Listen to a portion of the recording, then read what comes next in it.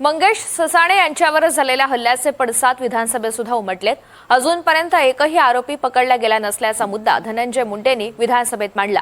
हल्लेखोरांवर कारवाई कधी करणार असा सवालही मुंडेंनी विचारलाय। यावेळी कायदेशीर कारवाई करण्याचं आश्वासन मुख्यमंत्री देवेंद्र फडणवीस यांनी दिलंय।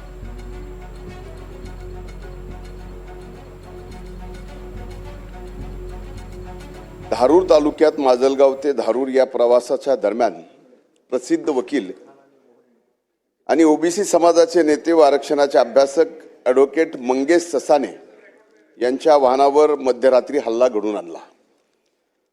याच्या अगोदर अध्यक्ष महाराज माननीय लक्ष्मण हाके यांच्या सहकारी असलेला पवन करवर याच्यावर माजलगाव तालुक्यात एका हॉटेलमध्ये जीवघेणा हल्ला झाला।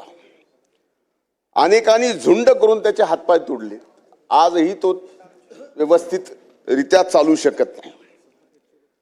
अध्यक्ष महाराज, या प्रकरणात दुर्दैवानं सांगावं असं वाटतं की आणखीन एकही आरोपी पकडला गेलेला नाही।